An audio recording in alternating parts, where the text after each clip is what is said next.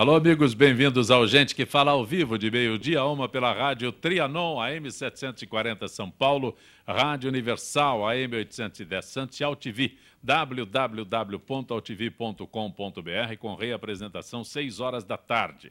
Também TV Guarulhos, canal 20 UHF, canal 3 da NET Digital em Guarulhos. Nosso site www.gentequefala.com.br, nossa página Facebook/programa Gente que Fala, o Twitter @Gente que Fala AM, o WhatsApp é São Paulo 11 974012235, chat no site da AltV, ainda um telefone que fica à sua disposição, também é São Paulo 11 50526622. Participando desta edição de Gente que Fala, professor Mário Carlos Beni, do Centro de Excelência e Turismo. Professor Mário Carlos Beni, prazer tê-lo aqui. Muito prazer tê-lo aqui. Fico devendo aqui, o seu currículo é maravilhoso, mas é vice-presidente do PMDB, Diretório Jardim Paulista, isso. A área política. Também. Ótimo. Atuamos. Também conosco, advogado e empresário Misael Antônio de Souza. Doutor Misael, que bom tê-lo aqui. Bom estar aqui mais uma vez com vocês. Com essa Filho orgulho de Ribeira do Pombal. Plede de pessoas inteligentíssimas. Obrigado. Mais uma vez, obrigado pelo convite. Diretor teatral José Sebastião Maria de Souza. Sebastião, prazer tê-lo aqui. O prazer é meu de estar aqui. Eu nunca estive aqui, mas gostei muito de estar hoje aqui. E já vai agendando para voltar, hein? Tá bom. Você está em cartaz com Meu Avô Apolinário? Não, eu não estou em cartaz. Eu entro em cartaz no dia 16 de maio, sim, no Teatro Jaraguá. No Teatro Jaraguá, que era no prédio onde era o estádio de São Paulo, lá, sim, no centro da cidade. Martins Fontes. Martins Fontes. Quer dizer, nós idosos sabemos onde é. Molecadinha não sabe muito. Identifiquei na hora. É um espetáculo que, em princípio, deveria ser simplesmente para jovens, mas eu acredito, eu tenho certeza disso, de que é um espetáculo para todo mundo. É um diálogo entre um jovem, uma criança e o seu avô, e que ele descobre a sua origem, a importância da sua origem. Eu até digo que ela é passada numa aldeia Munduruku, a história, mas poderia ser na Finlândia, na França, no Japão, na Bahia, na Vila Nova Cachoeirinha, porque a problemática é universal. Como diria o Dostoiévski, quando a gente fala da sua própria aldeia, a gente passa a ser universal. A gente vai falar mais sobre o Meu Avô Apolinário, pode ser? Pode, claro. Guarda mais aí. Tá bom. Doutor Rubens Moscatelli, que é presidente do Sindicato dos Condomínios Prediais do Litoral Paulista, SICOM. Prazer tê-lo aqui. Prazer é muito grande e, assim, agradeço pelo convite. Também estou debutando aqui no programa. E essa banca aqui maravilhosa, realmente acho que nós vamos fazer aí um bom programa e é o que eu espero. Condomínios prediais do Litoral Paulista, tem alguma área específica? Ou... Não, condomínios residenciais, comerciais, todo tipo de... O litoral todo? No litoral todo, de Ubatuba a Peruíbe, com exceção de 2 cidades, que é Bertioga e Guarujá, que tem um outro sindicato lá. Bem no meio? É. Ok. O Sebastião, acho que diretamente a você, mas todos os outros eu peço aí a participação, porque nós temos aqui a informação que perdemos Antônio Abujanra, diretor de teatro, hoje pela manhã. A informação confirmada pela assessoria de imprensa da TV Cultura, onde ele apresentava o programa Provocações. Abujanra, um dos maiores nomes das artes e da cultura nacional, foi encontrado na casa onde morava, na capital. Eu posso falar uma coisa sobre... Eu tive uma convivência com a Abujanra de simplesmente 50 e poucos anos. Eu tenho 71, eu conheci o Abujanra, eu tinha 18. A gente teve uma convivência a vida inteira. Ele me ligou sábado e domingo, a última vez que falei com ele. Vocês não imaginam o que é estar aqui. Eu quero dizer simplesmente que eu amo o Abujanra. E é uma coisa que é muito importante, porque é amor de homem. É diferente de qualquer outra relação, porque é amor de homem. Obrigado. Algo a acrescentar sobre a Bujanra? Eu acho que o Brasil perde uma das maiores figuras do teatro, da televisão, dos meios de comunicações. E o que nós ficamos muito tristes, Souza, é exatamente que o Brasil está perdendo esses talentos e não tem outros que surgem para repor essa falta que deixa no cenário nacional. Então a gente fica assim profundamente triste com a perda de uma Bujanra da vida, porque não se destacam outras pessoas tanto quanto ele. Então nós ficamos tristes, porque hoje você perde Ayrton Senna, perde Hebe Camargo, perde Tonique Tinoco, que Deus demais para suprir. Não tem essa reposição de talentos, e isso é muito triste no Brasil, muito triste. Acho que é uma lacuna irreparável para o teatro, para a televisão. A figura do Abujanra efetivamente engrandecia esta área de comunicação artística e, efetivamente, cada vez mais nós sentimos que estamos perdendo, e concordo com o companheiro, grandes figuras que são praticamente insubstituíveis. Questão de qualidade, né, das pessoas, a formação, aquilo que você tem, o que ele passava e esses ídolos que nós falamos aqui, que nós estamos perdendo, eu acho que é impossível repor. Porque cada um de nós tem a sua própria referência, um potencial para poder propagar o seu valor, as suas sabedorias, enfim. E isso não tem jeito. Amanhã vamos ser nós, não com a mesma imponência nem a relevância do Abujanra, mas nós somos insubstituíveis. Então, a gente, enquanto está vivo, tem que fazer com que prevaleça a nossa individualidade dentro do coletivo, que justamente o condomínio é uma das questões. Eu estou puxando para o meu lado, mas o Abujanra é uma perda irreparável para todos nós. Quem não conheceu, hoje, graças a Deus, tem aí os meios de comunicação, né? Tem os canais, tem tudo, porque, mesmo assim, não vai dar para saber quanto essa pessoa era importante para o Brasil, para São Paulo, principalmente. Sebastião, deixa eu aproveitar, eu sei que você está muito emocionado, mas eu quero... um detalhe muito importante com o Abujanra é que ele transitou pelos vários segmentos, né, com muita competência e sem questionamentos, né? Ele transitou pela arte aqui no Brasil, pelo teatro, pela televisão, e não há questionamento sobre o seu trabalho, não há dúvidas que ele deixa um legado fantástico, né? Sim. Esse período que ele estava agora na TV Cultura, as pessoas imaginam que ele estava encostado lá. Pelo contrário, uma produção fantástica, né? Sempre levantando questionamentos sobre os assuntos que abordava. É uma coisa muito interessante, porque o Abujanra, de fevereiro para cá, eu convivo convivo. Eu sei lá, não sei que tempo Perfeito. verbal que eu uso nesse momento.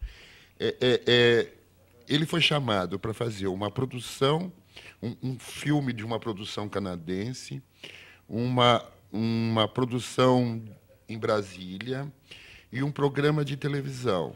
E ele não quis fazer nada. Ele não queria mais fazer nada. Ele fez todo um teatro direcionado. Com aquele espetáculo Provocações, ele levou esse espetáculo, ele ensinou, era aula espetáculo, em que ele ensinou, ele foi a todos os céus, todos os SESIs e SESCs deste país, entende? Com 80 e poucos anos, ele sentava naquela bancada e dava uma aula de vida. Ele falava de meio ambiente, de teatro, de cultura, de pessoas, e ele falava de tudo, entende? Quer dizer, era esta a brincadeira dele, era esta a magia.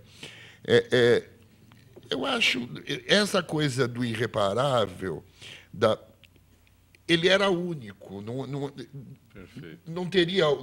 como nós somos Como o únicos. Misael disse, não tem peça de reposição. Não tem peça de reposição. Lamentável. Quem teve a sorte, como eu, de conviver 50 anos com ele, teve essa sorte. Eu tive. Parabéns, você está muito Não, emocionado. Diríamos que você é um poupá-lo. privilegiado. Perfeitamente. Diríamos que você é um privilegiado. Muito privilegiado. Claro. Doutor Beni, turismo. Vamos falar de turismo. 492 bilhões movimentados no Brasil no ano passado, entre atividades diretas, indiretas, induzidas. Os dados são do Conselho Mundial de Viagens e Turismo. Representa 9,6% do produto interno bruto nacional e leva em conta que o setor teve investimento de 59 bilhões no ano passado. Eu estou falando números reais, né, porque muitas vezes números subestimados, muitas vezes os números não refletem a realidade porque são subestimados. Eu gostaria que o senhor, que é especialista... Eu aduziria esses números. Ano passado, 2014, nós comemoramos o bilionésimo turista. Então, se nós considerarmos o turismo receptivo de cada país, ou seja, aquele turista que se desloca de um país para outro, nós temos 1 bilhão de pessoas viajando. Se somarmos a esse número ainda o turismo doméstico, interno de cada país, nós vamos chegar a 3,7 bilhões de pessoas que viajam em todo o globo. Turismo movimenta algo também em torno de 4,5 trilhões de dólares em todo, portanto, é o terceiro setor em mobilização de capitais, perdendo apenas para o petróleo e a indústria automobilística. No caso do Brasil, especificamente, nós temos um turismo receptivo ainda bastante modesto, como toda a América do Sul. Somos um destino distante. Nós ficamos quase 12 anos recebendo em torno de 5 milhões de turistas. No ano passado fechamos com 6,2. Claro que isso com 7, praticamente 7, 6,2 foi 2013. 7 ainda os números não estão consolidados em função da Copa. Mas o senhor não acha uma fatia minúscula ainda, 7 pontos? Sim, mas o que acontece? Eu quero explicar isso. Disse que somos um país distante. Veja que o Atlântico Norte, a Europa recebe 550 desse bilhão, a Europa recebe 550 milhões de turistas, Estados Unidos 170 milhões. Então 70%, 75% do tráfego turístico mundial ocorre no Atlântico Norte. Competir com as tarifas aéreas do Atlântico Norte, só existe uma possibilidade, é que as empresas aéreas da América do Sul, a América do Sul, deste 1 bilhão de turistas, recebe 2,1, nós 0,7. Doutor Beni, não falta ao Brasil, ao brasileiro, um pouco de cultura com relação ao turismo? Eu acrescento, o senhor citou Estados Unidos. Nos Estados Unidos nós sabemos que a família se programa, né, o tempo todo, passa o ano se programando, ou para um destino na Europa, ou para conhecer o Brasil, mas tem lá, ou o turismo interno, né? Na França, por exemplo, tem um período lá que a França fecha. Todo mundo viaja, né? A França fecha. Tem um ano que é férias na França, um ano de férias na França. Todo mundo viaja. Se eu procurar alguma coisa na França naquele período, a França está fechada. Mas nós não temos, não vamos dizer que vamos fechar o Brasil. Mas o nosso turismo doméstico tem uma taxa superior à taxa de crescimento do turismo mundial. Nós temos uma taxa de partida em férias muito superior à taxa mundial. Nós temos hoje praticamente viagens rigorosamente de lazer, porque se nós formos considerar que toda pessoa que viaja é um turista, e o conceito da OMT contempla isso, nós teríamos hoje 280 milhões de turistas do nosso turismo doméstico. Claro que aqueles que viajam rigorosamente por lazer é em torno de 90 milhões. Mas hoje o Brasil é o único país do mundo que tem mais passageiros aéreos do que passageiros rodoviários ou ferroviários e outros meios de transporte. Se bem que o país tem 200 milhões de habitantes, né, doutor Beni? Não, mas 280 milhões de passageiros embarcados e desembarcados. O que eu vejo, Esse doutor, é um número com todo respeito para o país. O que eu vejo com todo respeito à sua explanação é que a logística brasileira para se fazer turismo, ela deixa muito a desejar em nosso país. Sim, mas que a falta de incentivo do atual governo, que simplesmente abandonou o país. E lhe digo com letras garrafais, o atual governo, a atual administração do Brasil abandonou o país. Nós tínhamos uma região na Bahia, chama-se Ilhéus. Ilhéus tinha 26 voos antes da atual administração. Hoje, Ilhéus tem 6 voos diários. E veja o absurdo do governo. Os voos estão programados das 14 às 16 horas, 17 e 1 de madrugada. O que acontece nos aeroportos? Você coloca 600 pessoas num local que não tem banheiro, que não tem lanchonete, que não tem conservação da pista, e o governo nada faz. Nós temos um aeroporto, temos um aeroporto melhor, inclusive, do que o de Ilhéus, na ilha de Comandatuba. Nós tínhamos 2 voos às terças-feiras, 3 voos às quintas e 5 voos domingos. Está fechado, sem operacionar. Eu Quer só dizer, queria esclarecer. o senhor vai em Aracaju, a mesma coisa. O senhor tem voos das 14 às 17 horas. Então o aeroporto fica aquele acúmulo, aquele calor insuportável, aquele péssimo atendimento, aquela exploração pelos taxistas, que você vai pegar um táxi. Ah, doutor, mas essa corrida próxima assim eu não vou. Então, você tem que fretar o táxi para ir. O que é isso? Falta de estrutura, falta de planejamento. E voltando a São Paulo, eu me lembro que no governo Paulo Maluf nós tínhamos um secretário de turismo, chamava-se Cunha Bueno. Todos os dias tinha um evento de turismo no estado de São Paulo. E, ultimamente, o que nós temos? Nada. Então, o senhor vê que o governo é inoperante, não incentiva o turismo. O senhor vai ao Nordeste, o custo dos hotéis são altamente proibitivos. Pois era exatamente nesse ponto que eu queria colocar. Sim. É preciso uma desoneração. Desculpe que eu me emociono disso, porque eu sofro esse problema diariamente no Brasil. É preciso uma desoneração. Você quer procurar uma passagem para Ilhéus, você não encontra. O Brasil é o destino mais caro do planeta. Por falta de incentivo. Exatamente. Acho que Precisa uma desoneração fiscal certeza. para a hotelaria, para os transportes. A tarifa aérea é a mais cara do mundo, mesmo a interna. Por quê? Onde é que está o governo? O imposto. Mas veja bem, vamos separar as coisas. Sim, vamos. Eu preciso entender isso. Precisamos desonerar o setor. Isso o governo pode fazer através de uma lei no Congresso Nacional para desonerar a hotelaria, porque é a mais cara do mundo.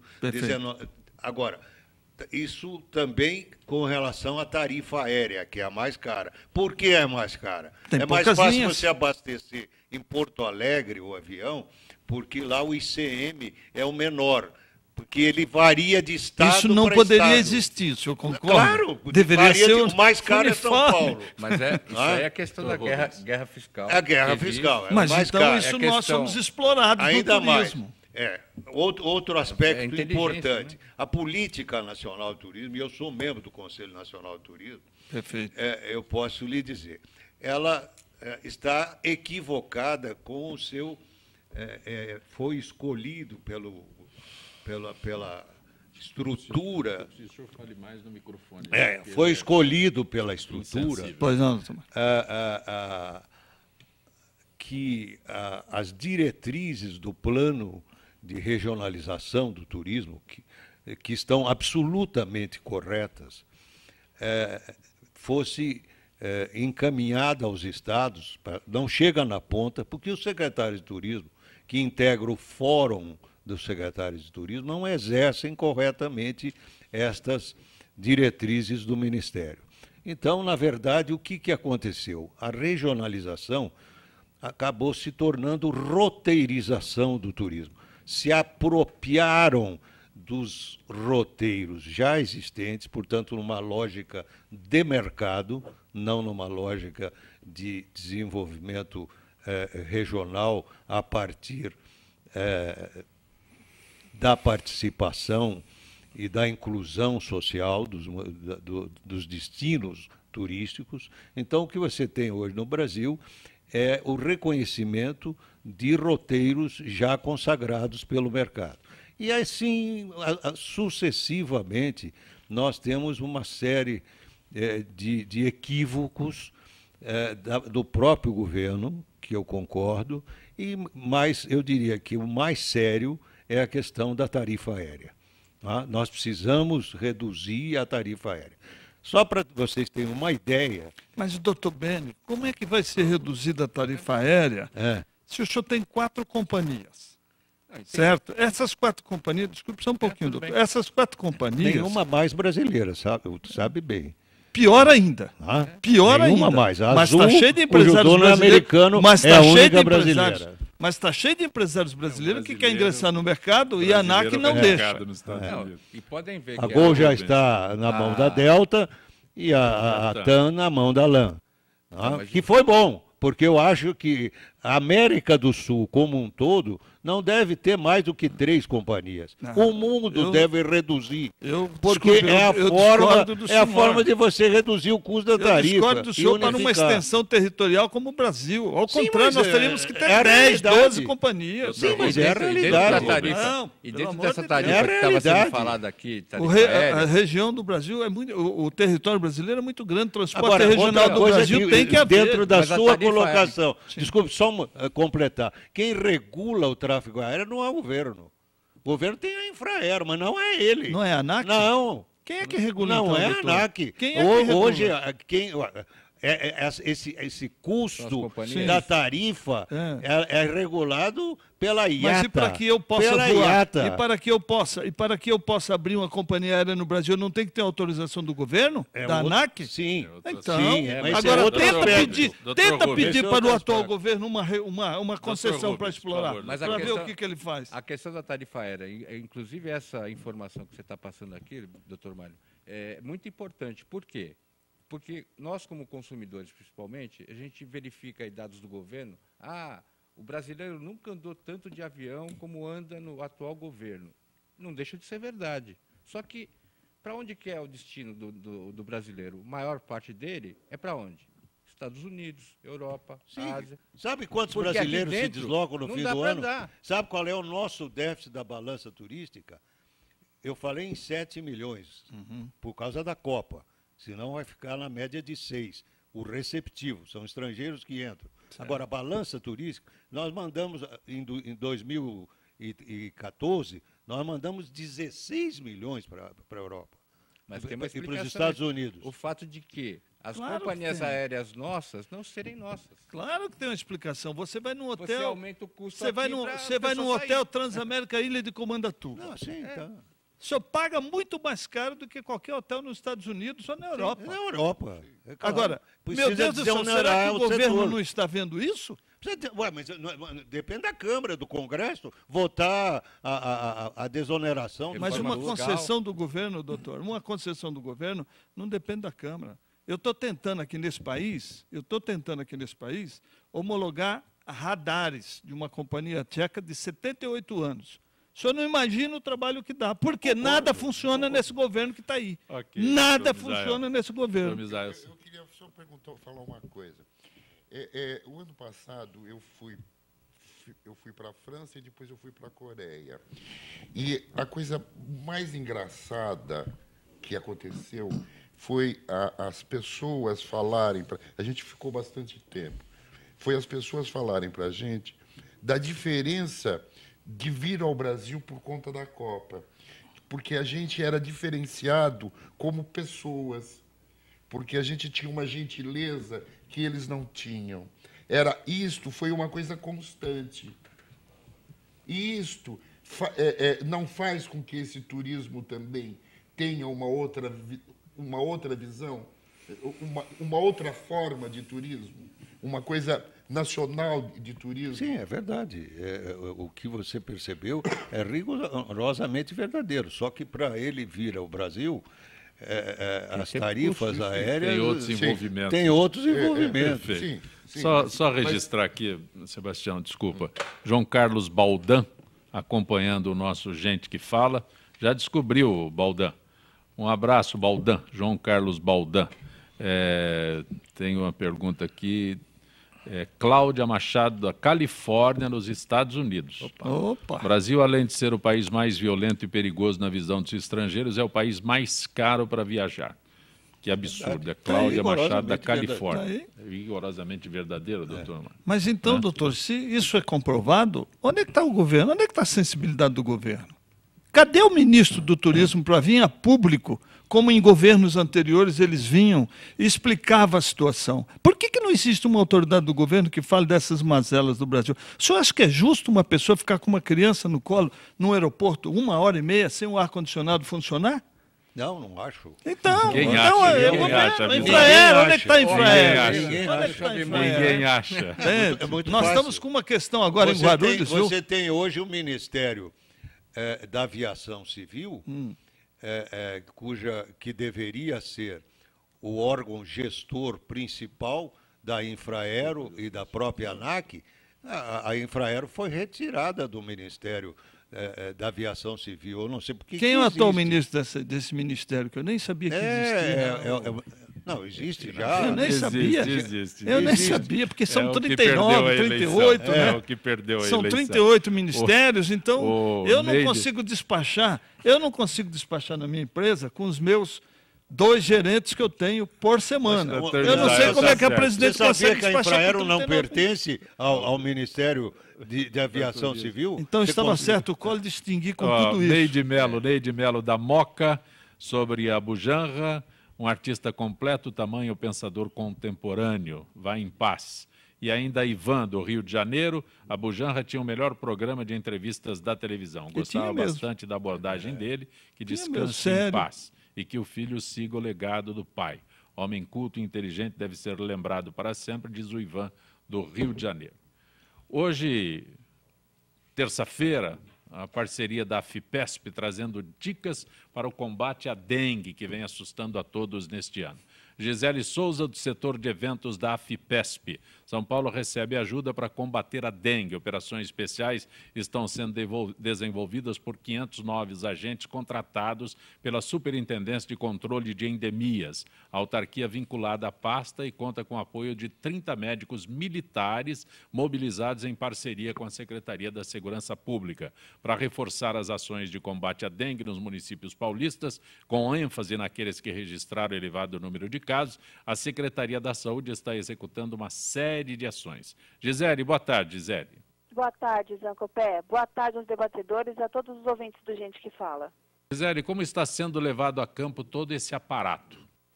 As ações vêm sendo realizadas principalmente nos municípios onde há maior incidência dos casos. O investimento para a execução do plano chega a 6 milhões de reais. Os recursos também foram usados para aquisições de 150 atomizadores costais para aplicações de inseticidas e de 450 kits de equipamentos de proteção individual para garantir a segurança dos funcionários. Além da compra de 7 vans para deslocamento das equipes, e a manutenção de 50 caminhonetes utilizadas para o transporte de máquinas, inseticidas e insumos. Gisele, o governo também firmou parceria com a iniciativa privada. Como se dará essa operação conjunta? Com o intuito de ampliar o alcance de informações sobre a prevenção, o combate e os sintomas da dengue, o governo do estado pretende fazer com que toda essa força tática atue em várias frentes.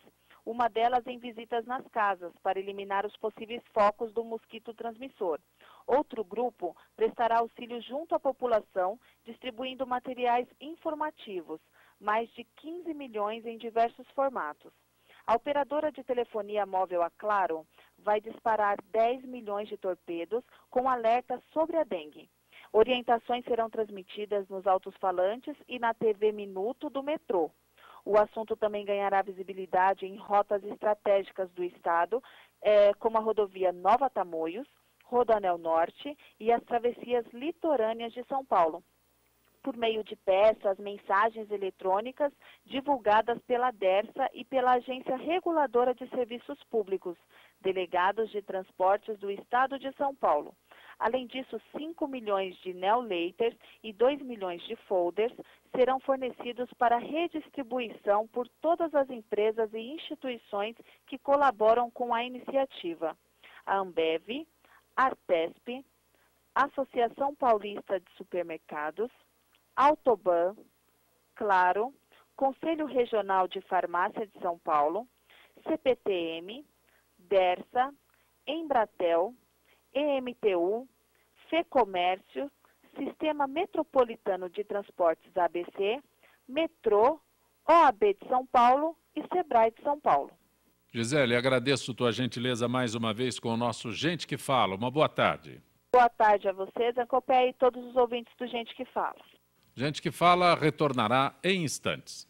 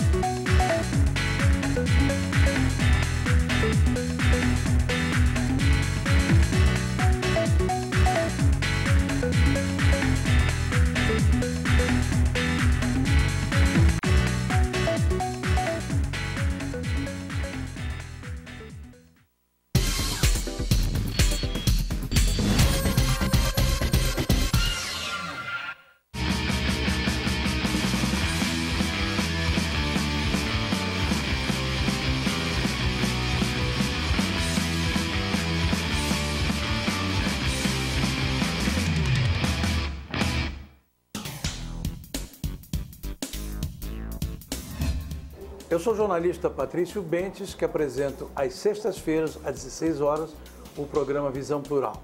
Um programa que não aborda assuntos que todas as televisões falam. Nós fugimos da mesmice. Você pode nos assistir só aqui, na TV da internet.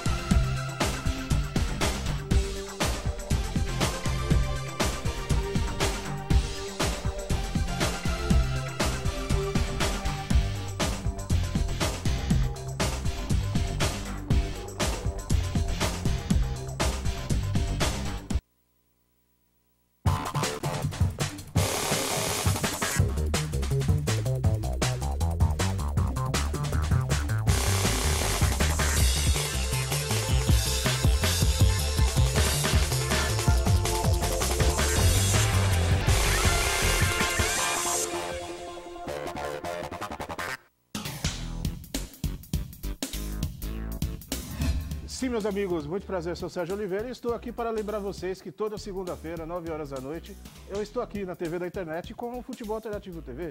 Sim, Série D, Série C, Copas Estaduais, as discussões de acesso, tudo aquilo que nenhum outro programa esportivo fala, tem a coragem, a capacidade de falar, nós falamos aqui na TV. Toda segunda, 9 horas da noite, só aqui na TV da internet.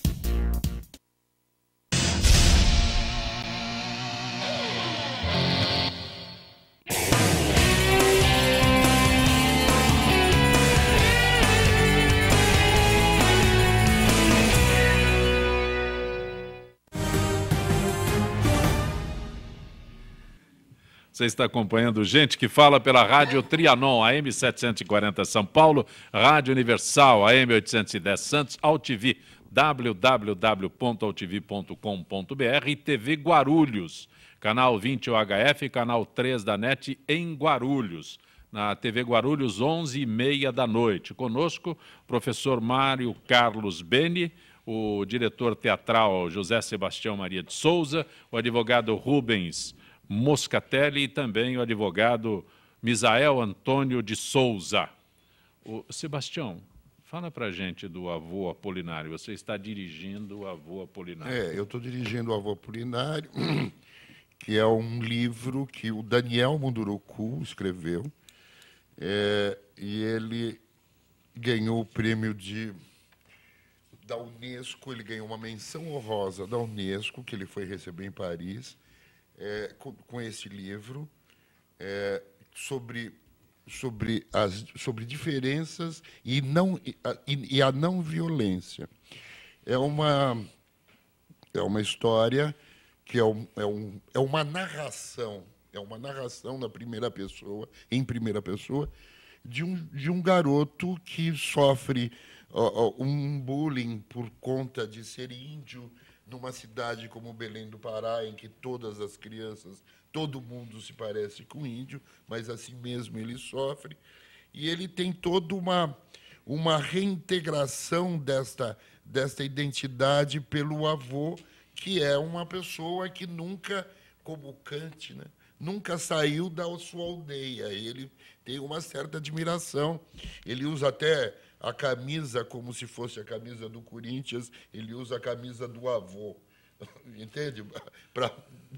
Para dizer o que é isso. Então, tem uma coisa que é essa coisa do bullying, tem toda a coisa sobre o meio ambiente, a importância do meio ambiente, e tem a necessidade de você se entender o outro. E como é que vocês chegaram nesse texto do Munduruku, que é um autor o bastante Munduruku fértil?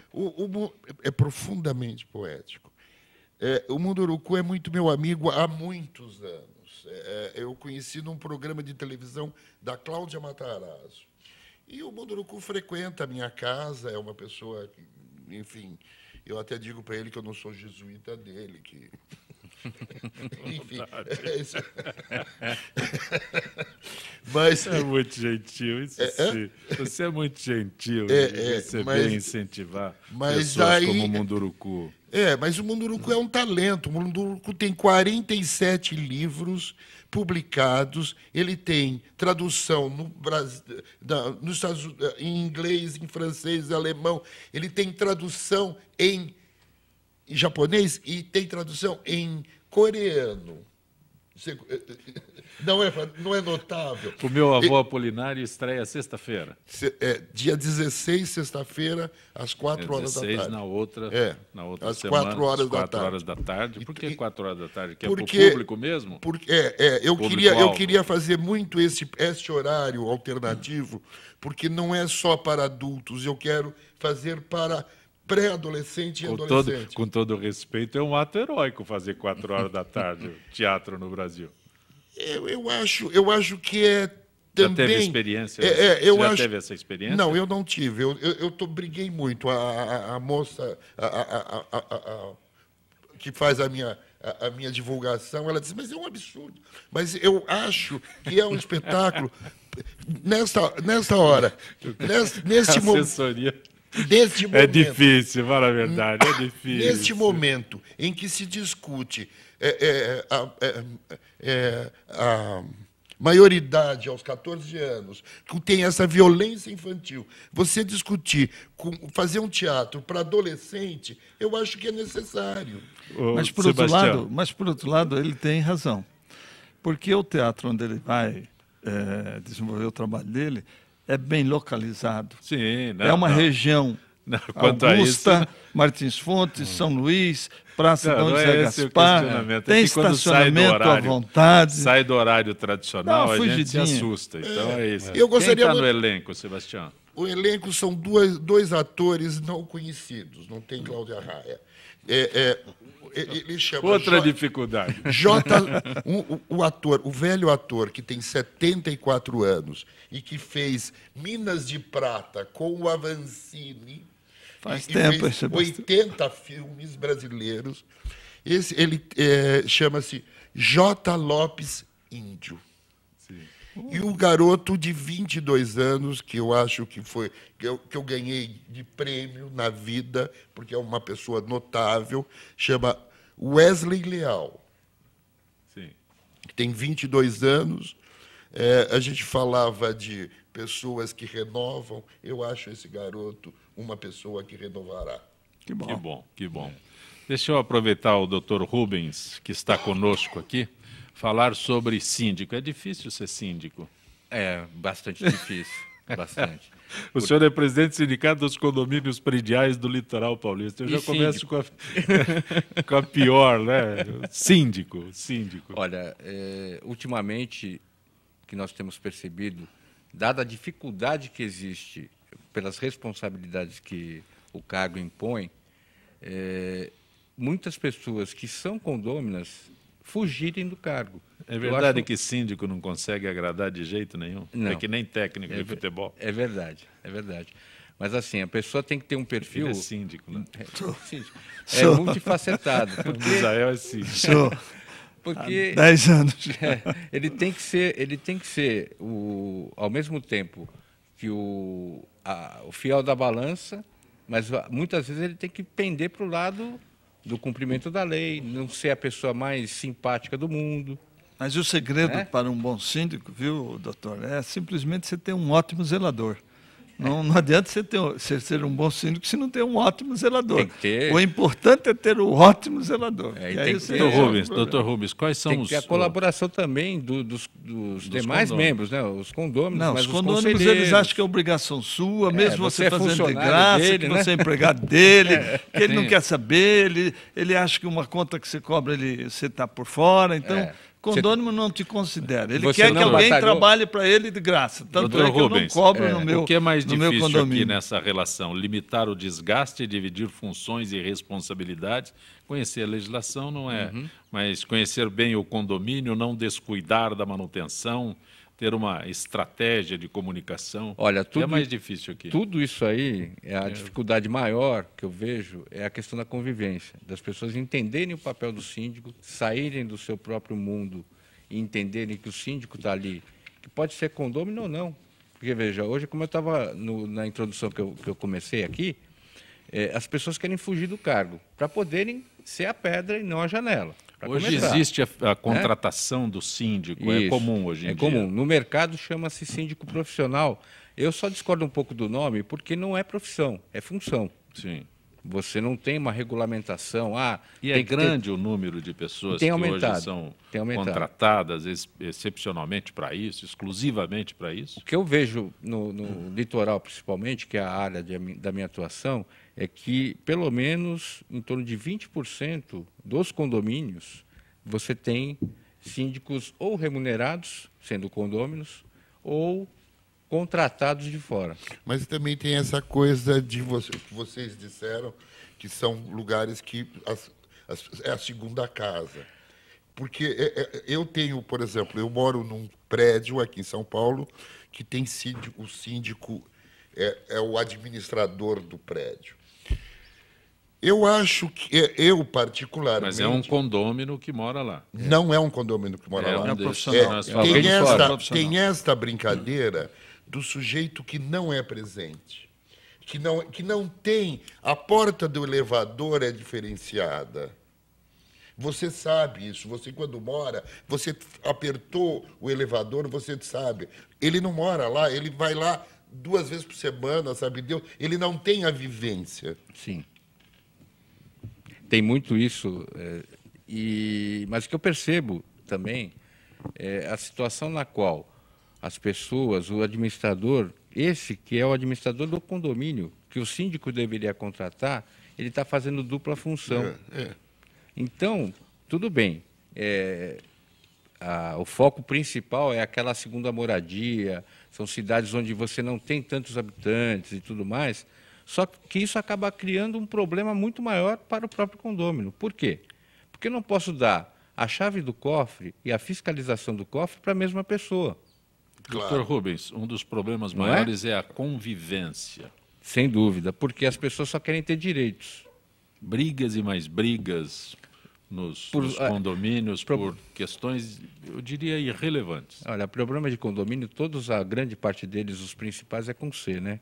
Carro, cachorro, convivência, cota condominial, condômino, e cano, e assim vai. Cano é bom, né? Porque, vai na letra C. Porque, na verdade, as pessoas não abrem mão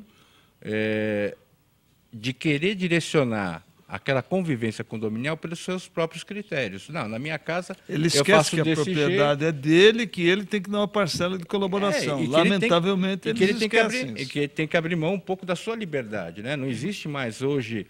ninguém mora em castelo. Alguns moram, mas nem todos, né? Então, quando você mora em convivência, em comunidade, você tem que abrir mão das suas particularidades e aceitar do outro. A regra do jogo. Tem uma regra do jogo. Você tem que obedecer a regra. Senão cada um vai, o mais forte é que vence. E às vezes acontece. Só que dentro de condomínio tem que haver a parceria e a comunhão, porque é esse o nome de condomínio, é isso. O que é condomínio? É assim, condomínio, quer dizer, é um domínio de e as pessoas as pessoas esquecem dessa que eu participo disso. Ela acha que o síndico é obrigado. Eu não fui síndico, eu fui vice-síndico. Mas era uma coisa que o síndico viajava, então eu sei bem como é que é isso. Mas Vice é sempre Sua Excelência a hipótese, né? Você tem que entender. Isso é o respeito à diferença. Verdade. Isso na Revolução Francesa, o que era a cidadania? Cidadania é uma palavra da Revolução Francesa, que quer dizer eu percebo o outro.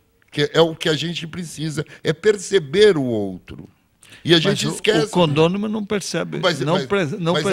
Aí é a desgraça. Aí é a desgraça da mentalidade da classe média, né? Um detalhe aqui, Moisés do Rio de Janeiro, doutor Misael, o Brasil sendo o país dos impostos, você esperava o quê? Ser empresário hoje por aqui está muito difícil. E o Moisés do Rio de Janeiro pergunta sobre o projeto de lei da terceirização. O que nós achamos do projeto de lei? O que você acha sobre a terceirização? Inicialmente, obrigado pelo questionamento. Eu vejo o projeto de lei que tem que haver uma regulamentação, mas da maneira que ele está sendo conduzido, vai piorar ainda a terceirização. Entendeu? Porque se o empregador quebra, a terceirizada não tem nenhuma responsabilidade. E isso está errado, porque o contrato não é com o contratante, o contrato é com a contratada. E isso eu vejo como grave para o país. E não vejo porque é tanta polêmica disso, viu? Umas forças ocultas aí pressionam, outras não. O Renan não quer levar a aprovação, não quer levar a apreciação. Então, tá meio esquisito. Agora, que tem que haver uma regulamentação, tem. E por que tem que haver? Porque nós não aguentamos mais a carga de tributos incidentes para o empregador. E por que eu critico o governo mais uma vez? Porque ele tinha tudo para mudar a legislação trabalhista, que é de 1935. Esse governo que está aí, ele teve 72% de aprovação. Por que não apresentou um projeto para atualizar e modernizar a legislação trabalhista? Ele ficou falando balela, balela, balela e chegou onde chegou. Chegamos onde chegamos, no fundo do poço. Doutor Mário Beni, Luiz da Freguesia, o que aconteceu com a VASP e a Transbrasil foi um bom exemplo de como o Fernando Henrique tinha para essa área, foi um bom exemplo do que ele fazia para essa área. Luiz da Freguesia. Sobre VASP, Transbrasil, são empresas que faliram. Na verdade, a VASP não cresceu mais porque já naquele período ela foi prejudicada e pela Varig, que a VASP estava em condições de entrar no mercado internacional, e isto foi tirado de São Paulo para ser dado à Varig. Todos vocês sabem o destino da Varig. Então, a VASP, por todas essas condições, deixou de ser a grande empresa nacional, que São Paulo tinha tudo para realmente assumir. Transbrasil. A Transbrasil realmente foi um problema de gestão da empresa e que realmente não houve como salvá-la. Agora, a VASP efetivamente foi prejudicada pela própria concessão política à época dada à Varig. Tem uma outra pergunta aqui, o Jaime, do Jardim Bonfilholi, endereça ao senhor, mas eu não entendo bem por que isso. Diz ele, a Globo apresentou o Jornal Nacional repaginado e, a partir de então, terá uma jornalista negra apresentando a previsão do tempo em caráter permanente. É a Juliana, é isso? É Maria Júlia. Maria Júlia, né? Maria Júlia Coutinho, extremamente competente, viu, Jaime? Com certeza. Profissional Não sei por que esse questionamento. Ela é extremamente competente já. Mas voltando à questão da VASP, doutor, eu às vezes chego a pensar que não tem paulistas em São Paulo. Porque vem Erundina lá do Ceará. E olha que eu falo com propriedade que eu não sou paulista, eu sou baiano. Não é do Ceará, é da Paraíba. Da Paraíba, que seja. Esse candidato ganha a prefeitura de São Paulo. Mas onde é que está a elite de São Paulo? Sim, ela tem uma história. Ela tem uma história como a Varig, como a VASP, como a VASP. Não tenho procuração para defender. Tinha uma história por São Paulo. A VASP teria que ser o símbolo dos paulistas. A VASP teria que ser o símbolo de São Paulo. Mas foi. E eles quebraram. Foi, mas quebraram. Tinha Marcelina, né? Vocês lembram? E não tinha uma companhia... Foi extremamente prejudicado pelo governo. Não tinha uma companhia federal. melhor do que a VASP, viu, doutor? Era uma companhia maravilhosa. Na gestão de um certo governador que passou por aqui... Misael, a VASP Haroldo Alves, do Tremembé. Sua opinião sobre a pensão, redução de pensão por morte. Muito aposentado ganha R$2.000 e a viúva ficará apenas com 1.000 e pouco. Haroldo Alves, do Tremembé. Mas Haroldo, meu amigo, Haroldo... Do jeito que vai, com esse governo que está aí, a viúva vai ficar sem a pensão e vai pedir esmolas. Ela vai ter que pagar. Tá? Né? Isso se não tiver que pagar. A pensão, quando o titular morre, a pessoa fica com 60% do salário. Sim, é nova lei, essa é uma nova lei. Não, mas já era assim. Agora melhoraram para o governo, é isso? Claro que tem que melhorar para o governo, pois o maior déficit da Previdência são as viúvas. Porque o marido se vai e as viúvas ficam recebendo e elas não contribuíram. Então o governo está desesperado procurando uma fórmula de tirar esse dinheirinho da viúva, que é uma pena, né? Uma pena. Esse governo não faz nada, exceto Bolsa Família, que não foi ele que criou, diga-se de passagem. Você lembra do Suplicy? O Suplicy criou aqui a ajuda escolar para as famílias de baixa renda. Louvável. O Zé Serra, esperto, criou a Bolsa Escola. O Maluf, esperto, criou o Vale Gás. E eles juntaram tudo isso e fizeram a Bolsa Família e eles são os donos do Brasil. As coisas que não dá para entender nesse país, cara. Tinha outras perguntas aqui, eu me perco. Jair da Lapa. Doutor Rubens, o senhor teria o número de imobiliárias legalizadas em atividade na Baixada Santista? Pergunta o Jair da Lapa. Jair, nossa representação sindical é para os condomínios, né? Administradoras e imobiliárias, ela é uma outra representação. Cresce, né? O Cresce, você tem o Sindicato das Empresas de Administração e Imobiliárias. Eu não tenho como te passar isso. Mas o principal lugar onde você vai saber se o corretor ou a própria imobiliária está devidamente permitido é o Cresce. E é muito fácil de saber. Doutor Mário, com relação à mensagem da Cláudia Machado da Califórnia sobre o Brasil ser o país mais violento e perigoso, existem campanhas para que seja superado esse aspecto? O Brasil faz esse tipo de campanha? Deixa eu te dizer uma coisa que talvez vocês vão se surpreender. Em recentes pesquisas feitas, a segurança não é o primeiro item. O estrangeiro, por incrível que pareça, o primeiro item é limpeza, lixo. Então, o segundo é efetivamente... Primeiro seria meio ambiente. Meio ambiente, a questão da limpeza nas cidades. É a primeira questão que eles levam. Se a pessoa ficar hospedada ali no Maxud e for passar na rua de trás, ela patina com os cachorrinhos que isso nos surpreendeu. Passeiam por ali. Terrível. A segunda é... Agora, é evidente que vocês se recordam, todos nós nos recordamos, que já há algum tempo, quando houve a operação Arrastão nas praias de Copacabana, veja que Copacabana, pela própria posição geográfica, os morros estão ali, do lado. Essa é a grande diferença de São Paulo. Problema de segurança no Rio de Janeiro e São Paulo, violência é exatamente igual, só que nós estamos espraiados, as favelas estão mais distantes do centro hoteleiro, lá estão em cima do centro hoteleiro. Sim. Então houve aquele momento dessa operação Arrastão, e o que aconteceu? 2 dias depois, mais de 170 voos foram cancelados para o Brasil. Aquela imagem da operação Arrastão.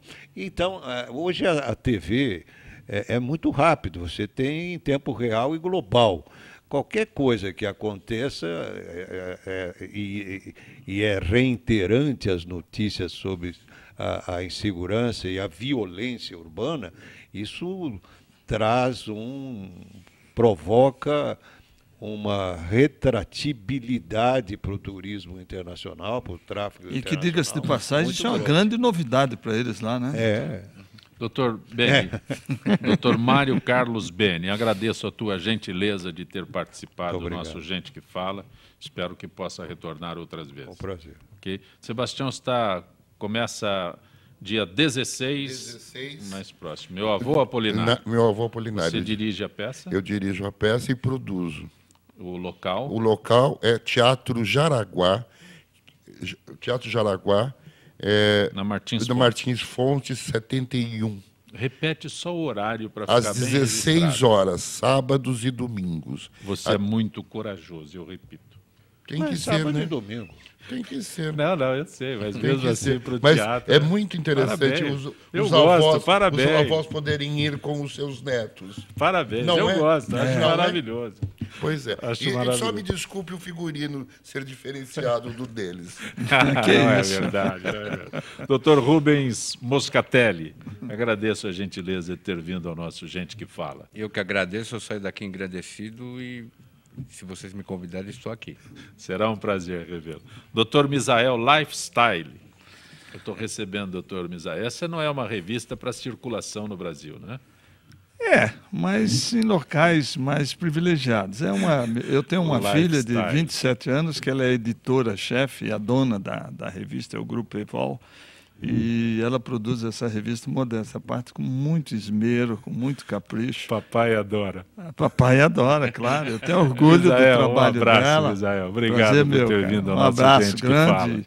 Doutor Beni, me desculpe da minha Imagine, emoção, mas é que eu sofro nesse país, viu, doutor, com essa aviação brasileira. Hoje pela AltV, 5 horas da tarde, programa Primeira Página com Luiz Carlos Franco, entrevistando o escritor Ferrez. Hoje pela AltV.